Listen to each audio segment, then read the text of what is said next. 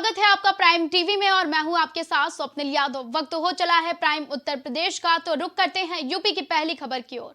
Wrestling federation of India पर खेल मंत्रालय ने बड़ा एक्शन लिया है और मंत्रालय ने रविवार तक नवनिर्वाचित भारतीय कुश्ती महासंघ और अध्यक्ष संजय सिंह समेत पूरी नवनिर्वाचित टीम को पद से अलग आदेश तक निलंबित कर दिया है।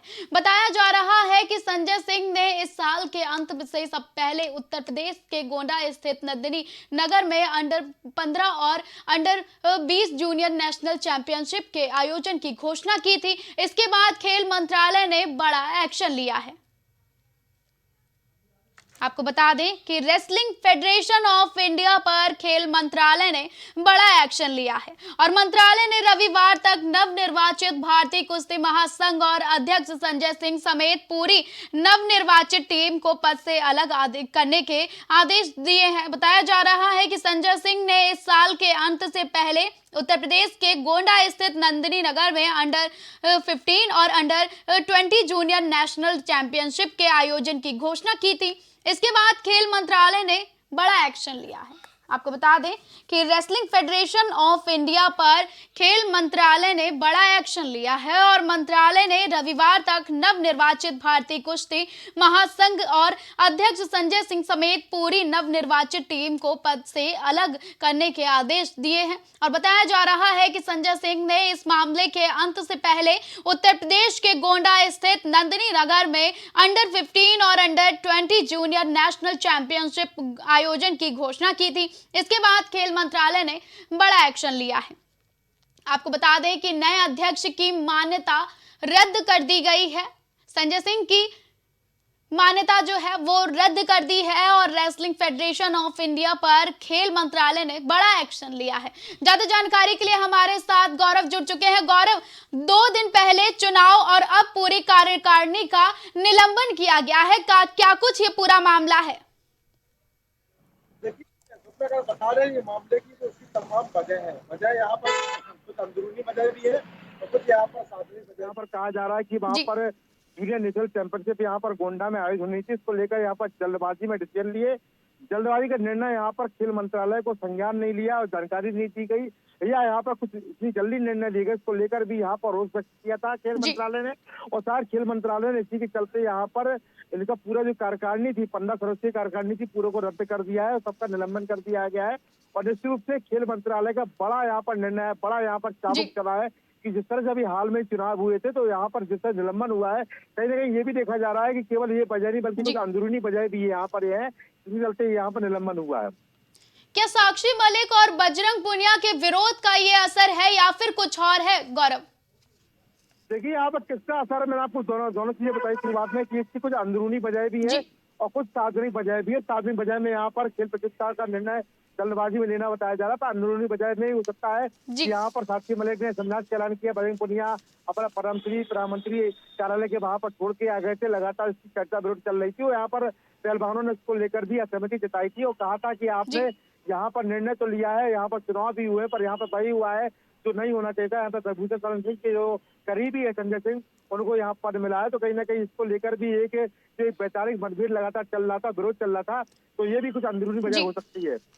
जी गौरव, इतना बड़ा निर्णय खेल मंत्रालय ले लिया है, क्या चुनाव से पहले खेल मंत्रालय इसमें शामिल नहीं था? देखिए, खेल मंत्रालय के बिना अनुमति के चुनाव नहीं होता है। हाँ, सहमति को लेकर जरूर यहाँ पर चर्चा हो सकती है कि क्या कारण रहे कि यहाँ पर खेल मंत्रालय ने इतना बड़ा फैसला लिया है, क्योंकि इतनी जल्दी फैसला खेल मंत्रालय लेता नहीं है। पर निश्चित रूप से ये फैसले की बड़ी वजह यहाँ पर रही होगी क्योंकि हाल में चुनाव हुआ, बिना खेल मंत्रालय के चुनाव संपन्न कराना वैधानिक प्रक्रिया में संभव ही नहीं है। यहाँ पर उनकी जानकारी की भाई चुनाव हुआ और अनुमति के बाद चुनाव हुआ होगा, पर जिस तरह से यहाँ पर जो चाबुक चलाया, जो हंटर चलाया है, जो यहाँ पर बड़ी कार्रवाई की है, निश्चित रूप से इसके तमाम मायने हैं। अब ये मायने यहाँ पर कौन से हो सकते हैं, यहाँ पर क्या जल्दबाजी में लिए गए निर्णय हो सकते हैं या प्रदर्शन के काम में जो करीबी होने का जो नाम है वो निर्णय हो सकता है, या यहाँ पर जो विरोध लगातार जो रेसलिंग फेडरेशन के खिलाड़ी कर रहे हैं, जो बड़े बड़े नाम कर रहे हैं, उसकी वजह भी हो सकती है। क्या आप चुनाव की स्थिति गौरव दोबारा बन सकती है? देखो, निलंबन यहाँ हुआ है, अब यहाँ पर निलंबन के विरोध में क्या जाते हैं या इस पर चर्चा होती है वो देखने वाली बात होगी। निलंबन हुए हैं, हालांकि कार्यकारिणी का अभी उन्होंने निलंबन कर दिया है। अभी आने वाले समय में चुनाव होंगे कि नहीं होंगे वो स्पष्ट नहीं है, पर अगर क्योंकि यहाँ पर अगर निलंबन लंबा रहता है निश्चित रूप से यहाँ पर चुनाव दोबारा कराया जा सकते हैं। जी, क्या इसमें कोई ब्रजभूषण शरण सिंह की कोई दखल अंदाजगी तो नहीं देखी गई है कि जिस वजह से ये निलंबन हुआ है?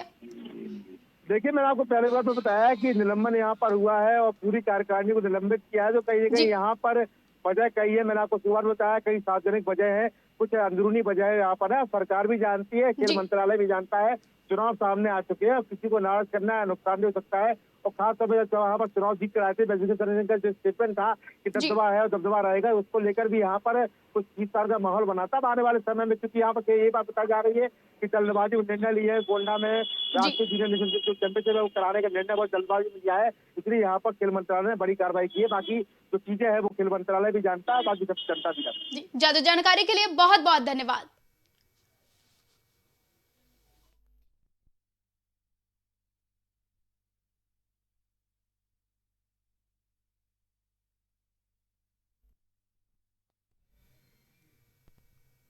लखनऊ में सपा कार्यालय पर सपा अध्यक्ष अखिलेश यादव और राष्ट्रीय कार्यरत पार्टी के अध्यक्ष टुनटुन पांडे की अगुवाई में महाब्राह्मण महापंचायत का आयोजन किया गया, जिसमें प्रदेश के कई हिस्से से नेता पदाधिकारी महाब्राह्मण महापंचायत में शामिल हुए। आज महाब्राह्मण महापंचायत हो रहा है। आप सभी मीडिया के लोग हैं। आप लोग देख रहे हैं कि कई दिनों से पोस्टर वगैरह लगे हुए हैं। तो महाब्राह्मण समाज स्वाभिमान, अधिकार और हक की लड़ाई के लिए करीब करीब 25-30 साल से लड़ाई लड़ रहा है। और सारे जो भी सरकारें आती हैं केवल बरगलाती हैं, सुगुफा देती हैं और चुनाव खत्म होता है तो शांत हो जाती है। लखनऊ में सपा कार्यालय पर सपा अध्यक्ष अखिलेश यादव और राष्ट्रीय कार्यरत पार्टी के अध्यक्ष टुनटुन पांडे की अगुवाई में महाब्राह्मण महापंचायत का आयोजन किया गया, जिसमें प्रदेश के कई हिस्से से नेता पदाधिकारी महाब्राह्मण महापंचायत में शामिल हुए। आपको बता दें कि लखनऊ में सपा कार्यालय पर सपा अध्यक्ष अखिलेश यादव और राष्ट्रीय कार्यरत पार्टी के अध्यक्ष टुनटुन पांडे की अगुवाई में महाब्राह्मण महापंचायत का आयोजन किया गया। ज्यादा जानकारी के लिए हमारे साथ सहयोगी गौरव जुड़ चुके हैं। गौरव, क्या क्यों बुलाई गई थी महाब्राह्मण महापंचायत? देखिए, बिल्कुल आपको बता दें कि यहाँ पर जी, लगातार अखिलेश यादव बात करते नजर आ रहे हैं। अगर पीढ़ी की बात करें तो हमेशा ये कहा जाता रहा है पिछला दलित अल्पसंख्यक की यहाँ पर बात हो रही है, पर यहाँ पर तमाम मौकों पर उन्होंने कहा है कि जो एक अर्थ है वो यहाँ पर केवल अल्पसंख्यक नहीं बल्कि अगला समाज भी है और वो समाज का लोग हैं जो यहाँ पर फिलहाल अब यहाँ पर उपेक्षा का शिकार हो रहे हैं। अगर महाब्राह्मण की बात करें तो यहाँ पर कर्मकांडी जी, ब्राह्मण को यहाँ पर लाभ नहीं मिल पा रहा था। जो कर्मकांडी ब्राह्मण होते हैं, जो कर्मकांड करते हैं, जो लगातार पूजा पाठ की अर्चना में विधिवत रूप से शामिल रहते हैं, उनको यहाँ पर एक प्रकार से लाभ नहीं मिल रहा था, उनको यहाँ पर आगे नहीं बढ़ाया जा जी, रहा था। और सारे यही वजह थी कि यहाँ पर महाब्राह्मण महापंचायत का यहाँ पर तैयारी की जा रही है। यहाँ पर इसके माध्यम से राष्ट्रीय कार्यरत पार्टी को भी यहाँ पर बुलाया गया है, उनको जोड़ा गया है, इसके साथ साथ चर्चा भी वहाँ पर हुई है। और खास तौर पर यह भी कहा जा रहा है इस बैठक के माध्यम से जो ब्राह्मण वर्ग है, जो सवर्ण जी, में आते हैं, उनको अपने पाले में करने का प्रयास किया जा रहा है। क्योंकि यहाँ पर हमने देखा है कि हाल में जिस तरह से अविनाश पांडे को कांग्रेस में उत्तर प्रदेश का प्रभारी बनाया गया है, तो निश्चित रूप से आने वाले समय में हमको जी, तमाम ऐसे जो है जो निर्णय है वो देखने पर मिल सकते, क्योंकि अखिलेश यादव यहाँ पर पीढ़ी के सहारे नहीं बल्कि पीढ़ी के साथ साथ यहाँ पर जो अगला वर्ग है उसको भी पाले में करने का प्रयास करते नजर आ रहा है। गौरव, सपा पीडीए की बात कर रही है, तो फिर क्या वजह है कि अब महाब्राह्मण महापंचायत बुलाई गई है? देखिए, सबने में यहाँ पर पीढ़ी की बात तो करना जरूरी है क्योंकि इनका जो वोट परसेंट है बहुत जी, ज्यादा है और महत्वपूर्ण भूमिका रहती है। बिना पीढ़ी को साधे हुए आपको लोकसभा चुनाव में लाभ नहीं मिल रहा। अगर आप जीत की उम्मीद जी, करते हैं तो यहाँ पर आपको पीढ़ी की बात करनी पड़ेगी, क्योंकि लगभग 42 से 52% तक यहाँ पर पीढ़ी का वोट परसेंटेज यहाँ पर होता है और निश्चित जी, रूप से उनकी भूमिका यहाँ पर रहती है। तो निश्चित रूप से अखिलेश यादव की जो सोच है वो जी, बिल्कुल सही यहाँ पर जा रही है, क्योंकि वो पीढ़ी के माध्यम से अपने आप को एक सुरक्षित करने के प्रयास करते नजर आ रहे हैं। क्योंकि मैंने आपको बताया कि महत्वपूर्ण भूमिका रहती है, वो परसेंटेज सबसे ज्यादा है, तमाम सीटों पर निर्णायक भूमिका में पीढ़ी रहता है। पर यहाँ पर साथ ही साथ जो सवर्ण वर्ग है उसको भी आप नाराज जी, नहीं कर सकते, उनकी भूमिका भी हमेशा अग्रणी रही है। खासतौर पर ब्राह्मण वर्ग की बात करें तो खासा परसेंटेज भी है और ब्राह्मण वर्ग यहाँ पर अगर साथ आता है तो निश्चित रूप से अखिलेश यादव को आगामी लोकसभा चुनाव में लाभ मिलता जी। है। गौरव, क्या ये महापंचायत बुलाने के पीछे ब्राह्मण वर्ग को सपा लुभाने का कार्य कर रही है? इसके पीछे क्या कुछ वजह है? बिल्कुल यहाँ पर लोभाने काम कर रही है कि चुनाव आ चुके हैं, यहाँ पर जी, सब चीज खुल के सामने आ रही है। यहाँ पर पीढ़ी की बात हो रही है, अगर बीजेपी यहाँ पर ओबीसी महाकुंभ करने जा रही है, समाजवादी पार्टी यहाँ पर महापंचायत कर रही है, अलग अलग जातियों के सम्मेलन तमाम पार्टियों द्वारा कहे जा रहे हैं, तो इस रूप से इसमें कोई कहने मुझे कोई गुरेज नहीं है। ये सब चुनावी व्यवस्था है और चुनाव को देखते हुए हर वर्ग को अपने पाले में करने का प्रयास किया जा रहा है। आने वाले समय में और भी इस तरह के तमाम सबको कार्यक्रम देखने मिल सकते हैं। क्या लोकसभा 2024 के चुनाव को देखते हुए सपा समझ चुकी है कि सभी वर्गों को एक साथ लाना है? गौरव, इसके पीछे क्या कुछ खास वजह है? बिल्कुल यही समझ चुकी है और यहाँ पर अगर वास्तव में आपको अपना परिणाम अपने पक्ष में करना है, क्योंकि समाजवादी पार्टी की स्थिति बहुत बेहतर नहीं रही है। अगर 2019 लोकसभा चुनाव की बात करें, नए 5 सीटें आई थी, उसमें भी 2 सीटें वो हार गए थे। यहाँ पर रामपुर और आजमगढ़ में जब उपचुनाव हुआ था, आपको वहाँ पर घनश्याम लोधी और यहाँ पर दिनेश यादव निरहुआ आजमगढ़ में जीत चलाए थे। और निश्चित रूप से समाजवादी पार्टी के पास केवल 3 सीटें यहाँ पर बची हुई हैं और समाजवादी पार्टी चाहती है कि इस बार लोकसभा चुनाव में कुछ बेहतर प्रदर्शन करे। इसके लिए यहाँ पर समाजवादी पार्टी खूब कदम रख रही है और सभी वर्गों को अपने पाले में करने का प्रयास करती नजर आ रही है। जी, ज्यादा जानकारी के लिए बहुत बहुत धन्यवाद।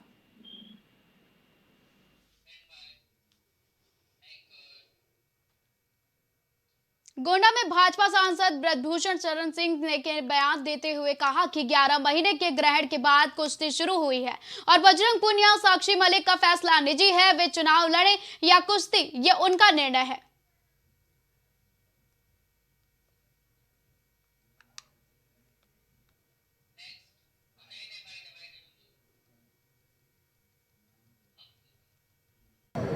ग्यारह महीने पहले कुछ विवाद के कारण खेल की गतिविधि बंद हो गई थी, जिसके कारण तब से अब तक कोई नेशनल नहीं हो पाया और नेशनल नहीं हुआ तो स्टेट नहीं। और हम लोगों को पहले से महसूस हो रहा था कि फेडरेशन जो पुरानी फेडरेशन है उसी से जुड़े हुए लोगों की आएगी और आई भी। कि जिस सांसद के द्वारा उपराष्ट्रपति साहब का एक तरीके से अपमान किया गया है, वो बड़ा मस्खरा सांसद है। वैसे तो कहते हैं वो सीनियर लीडर है, लेकिन वो मस्खरा सांसद है। और कई बार कई सांसदों से उनसे इस बात को लेकर के नोक झोंक भी हो चुकी है। एक बार हमारी भी नोक झोंक हो चुकी है और मैं नहीं मानता कि ये कोई टाइमिंग है, लेकिन वो घटना गलत थी और इस घटना से मुझे कुछ कहना नहीं है। ये आंदोलन की जो शुरुआत हुई थी, इसकी जड़ में कांग्रेस थी। मैंने पहले दिन कहा था इसमें कांग्रेस थी, टुकड़े टुकड़े गैंग थी, खालिस्तानियों का इनको सपोर्ट था, कुछ किसान नेताओं का भी इनको सपोर्ट था। शुरू में क्योंकि महिलाओं की बात थी, इसलिए कुछ अन्य लोगों को भी लगा था कि शायद इनके साथ कुछ हुआ होगा। और अब तो ये साफ हो गया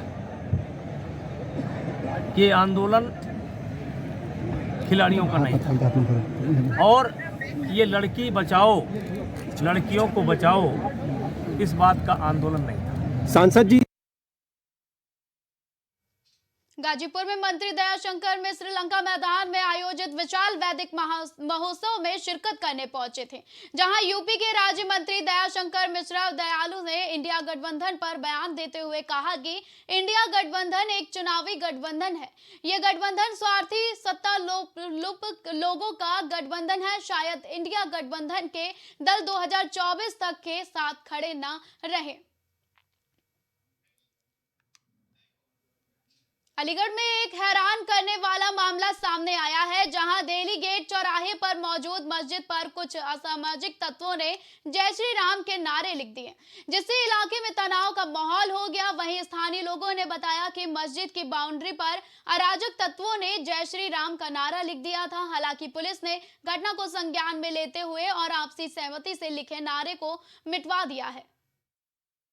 थाना दिल्ली गेट का एक प्रकरण संज्ञान में आया, जिस संबंध में मुख्य क्षेत्राधिकारी नगर प्रथम द्वारा अवगत कराना है कि प्रकरण के संज्ञान में आते ही तत्काल पुलिस उच्च अधिकारियों द्वारा मौका मुआयना किया गया तथा दुकान के बराबर में जो मजदूर द्वारा जो लिखा गया था उसे दोनों पक्षों की आपसी सहमति से हटवा दिया गया और दोनों पक्षों में आपस में सौहार्दपूर्ण वार्ता हो गई है। मौके पर शांति व्यवस्था कायम है।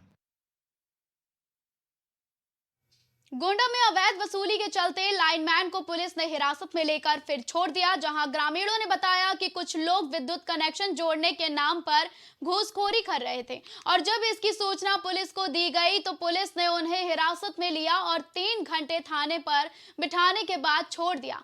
वहीं सख्त कार्रवाई न होने से लोगों में आक्रोश देखने को मिल रहा है, जिसकी शिकायत पुलिस अधीक्षक से लेकर जिलाधिकारी से की गई है। मामला बिजली का है। बरौली में, हमारे गांव सभा में एक बरौली गांव है, तो ही हम लोग प्रधान जी के साथ थे, प्रधान पति के साथ। तो वहाँ कुछ लोगों ने फ़ोन किया तो हम लोग इनके साथ गए वहाँ। तो कुछ लोग बिजली के नाम पर जो है पहले से लाइनमैन लोग तार काट गए थे, उसी तार को लेकर 5-5, 6-6 हज़ार रुपये मांग रहे थे कि दीजिए तब बिजली आपकी जो है जुड़वाएँ, हम जोड़ें। कुछ लोगों ने मना किया कि जो है हमारे पास पैसे नहीं हैं, हम पैसे 100-200 रुपये लायक हो तो दे दें, 4,000-5,000 हम नहीं दे पाएंगे। तो उन्होंने कहा कि जो है योगी और मोदी जी से और जो है प्रधान जी को बुलाकर जुड़वा लीजिए, हम तुम्हारी बिजली नहीं जोड़ेंगे। क्या मामला है, कौन पैसा मांग रहा था? नलका पाड़े आया रहा, तार काट गया रात में ही है। तो कहीं जब जोड़ा कहीं तो 5-5 हज़ार रुपया मांगा था कि 5-5 हज़ार रुपया दे तो जोड़ी। तो ये कौन है? लाइन है मना। तो आप लोग अंधेरे में रह रही हो? तब अंधेरा में साहब सबके अंधेरा, सबका तार काट गया। सबके तार काट गया। तो आप लोग पुलिस को सूचना दी थी? सोचना देने का आया ले गया, कुछ कहीं ना वैसे छोड़ दे। कटरा थाना वाले? हाँ।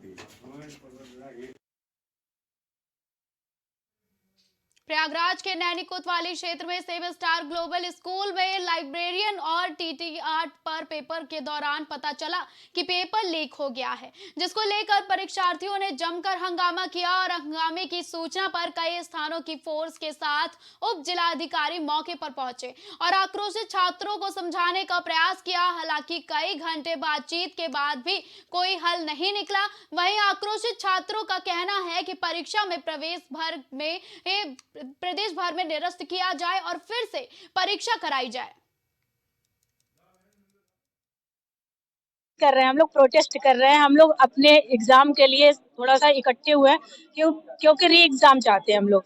पेपर लीक हुआ है, सरासर ये लोग झूठ बोल रहे हैं कि पेपर बांटने में गलती हुई, ये हुई वो हुई, कुल मिला के पेपर लीक हुआ है और लीक पेपर दे दिया। जब पहले से OMR भरी हुई तो कॉमन सेंस की बात है कि वो पहले से दिया गया है किसी को और फिर हम लोगों को बट गई, फिर वापस ले रहे हैं, फिर दे रहे हैं। 3 बार ऐसे करके पेपर ले लिया, फिर 10 बजे के बाद कह रहे हैं कि फिर से आप लोग का पेपर होगा। ऐसे होता है। हम लोग री एग्जाम के लिए मांग कर रहे हैं। सुची मिश्रा, प्रयागराज। मामला ये है कि आज हम लोगों का आर्ट और म्यूजिक और लाइब्रेरियन का यहाँ पे पेपर था। हमारा सब्जेक्ट आर्ट था, ड्राइंग। MRS के थ्रू यह एग्जाम कराया गया था। तो हम लोग का जो ये OMR सीट और बुकलेट जो सीरीज दी गई थी, उस पर मतलब कि QR मतलब जो कोड होता है उन लोग का पहले से भरा हुआ था, उस पर रोल नंबर भी फिल हुआ था।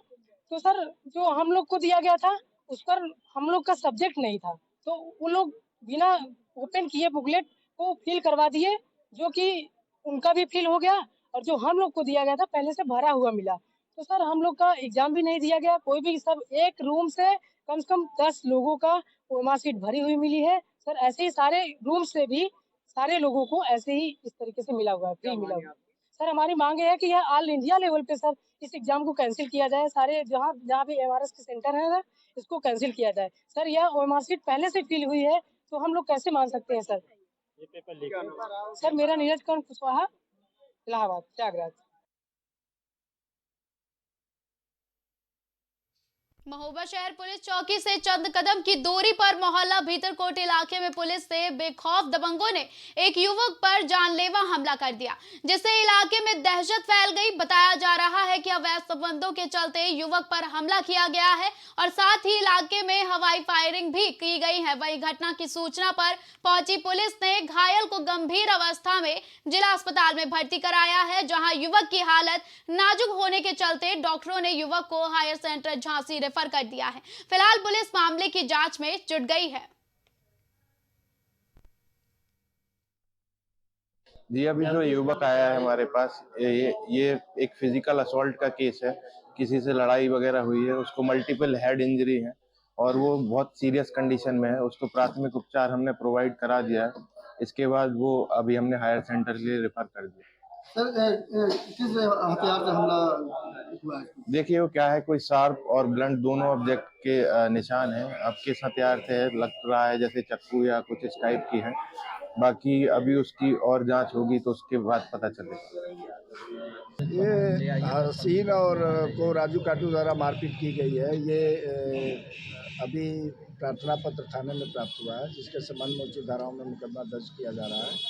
घायल व्यक्ति को जिला अस्पताल भेजा गया था, जहां से सूचना प्राप्त हुई है कि उसे झांसी रिफर कर दिया। कल्लू काटू, सोहेल और छोटे और 2 महिला थी उनके घर से, इन लोग ने भाई को चक्कू मारा है और कुल्हाड़ी भी मारी और 2-3 हवाई फायर मारे इन लोग ने। जब तक हम बचाने गए भाई को तो पत्थर भी पटक दिए ने भाई को मेरे, तो 2-3 चांटे हमें भी मार दिए ने और खटका लगा दिया इन लोग ने अंदर से, अंदर घुसेड़ के ले गए जी मारने के लिए भाई को। जब तक हमने 2-3 लाते मारी तो गेट टूट गया। हमने फिर भाई को बचाया, इन लोग को भगाया।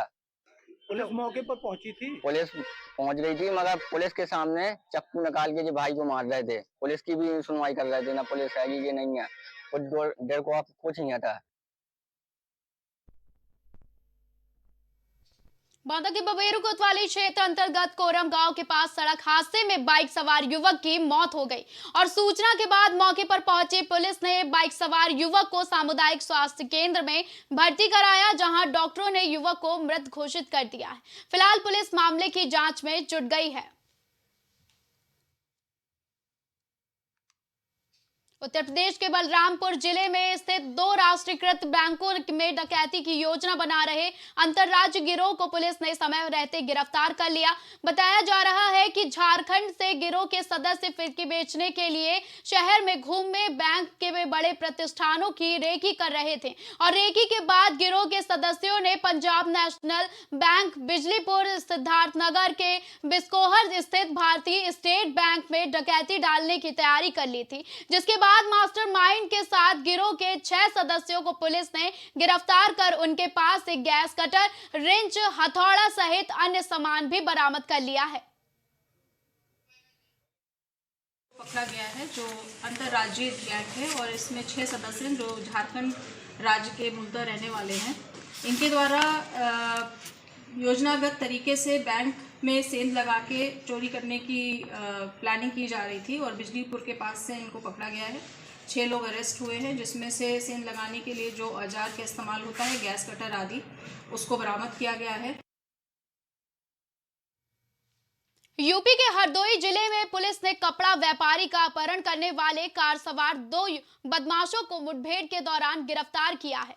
बताया जा रहा है कि बदमाशों की तलाश में पुलिस चेकिंग अभियान चला रही थी, तभी दोनों बदमाशों पुलिस पर फायरिंग करने लगे और इस दौरान पुलिस की जवाबी फायरिंग में दोनों बदमाशों के पैर में गोली लग गई है। साथ ही पुलिस ने दोनों बदमाशों के पास से अवैध तमंचे और व्यापारी अपहरण कांड में प्रयुक्त कार बरामद की है। फिलहाल पुलिस ने दोनों बदमाशों को उपचार के लिए अस्पताल में भर्ती कराया है और मामले की जांच शुरू कर दी है। 19 दिसंबर को थाना पाली के रामजी मिश्रा कपड़ा व्यवसायी की जो अपहरण हुआ था, उसमें 22 तारीख को उन्हें बरामद किया गया था पुलिस मुठभेड़ के दौरान और एक अभियुक्त विशाल वर्मा घायल हुआ था और जो गिरफ्तार किया गया पुलिस के द्वारा। उसी दौरान पूछताछ के दौरान पता चला था कि इसमें और अभियुक्त जो थे फरार हुए थे, उनका नाम पता ज्ञात हुआ था। इन पर मेरे द्वारा 10-10 हज़ार रुपये के इनाम घोषित किए गए थे।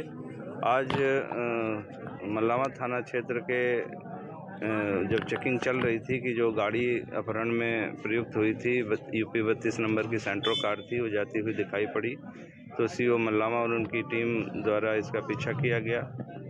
पीछा के दौरान इसमें सवार बदमाशों ने पुलिस के ऊपर फायरिंग किया, फिर पुलिस ने भी जवाबी फायरिंग किया, जिसमें हमारी स्वाट टीम और मल्लावा पुलिस शामिल थी। 2 बदमाश इसमें से घायल हुए, जिसमें से एक शोभित पाठक हरपालपुर हरदोई का रहने वाला है, दूसरा शोभित वर्मा जो बाराबंकी का रहने वाला है। ये घायल हुए हैं और पुलिस के द्वारा गिरफ्तार किए गए हैं।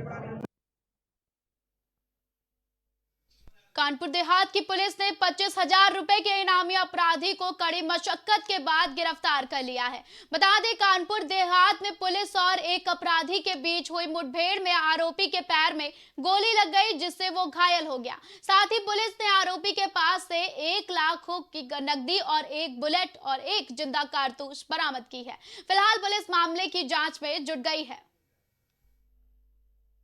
श्रीमान पुलिस अधीक्षक महोदय, कानपुर देहात के निर्देशन एवं मार्गदर्शन में अपराधियों की रोकथाम एवं अपराधियों की धरपकड़ हेतु चलाए जा रहे अभियान के अंतर्गत थाना अकबरपुर पुलिस के द्वारा आज दिनांक 24/12/2023 की रात्रि में चेकिंग अभियान चलाया जा रहा था। जब पुलिस आलमचंदपुर बम्बा नहर के पास चेकिंग कर रही थी, उसी दौरान झांसी कानपुर हाईवे की तरफ से एक संदिग्ध व्यक्ति बुलेट मोटरसाइकिल पे आता हुआ दिखाई दिया। पुलिस ने जब उसे रोकने का प्रयास किया तो वापस मुड़ के भागने के प्रयास में अनियंत्रित होकर गिर पड़ा। पुलिस ने जब उसे पकड़ना चाहा तो उसने पुलिस के ऊपर फायरिंग की। पुलिस के द्वारा भी आत्मरक्षार्थ फायरिंग किया गया, जिससे उस व्यक्ति के दाहिने पैर में गोली लगी। जब पुलिस ने पकड़ उससे उसका नाम पता पूछा तो उसने अपना नाम विकास और अद्दू, पिता का नाम राज बहादुर, निवासी आलमचंदपुर, थाना अकबरपुर, कानपुर देहात बताया। खबरों का सिलसिला लगातार जारी रहेगा। देश और दुनिया की तमाम बड़ी और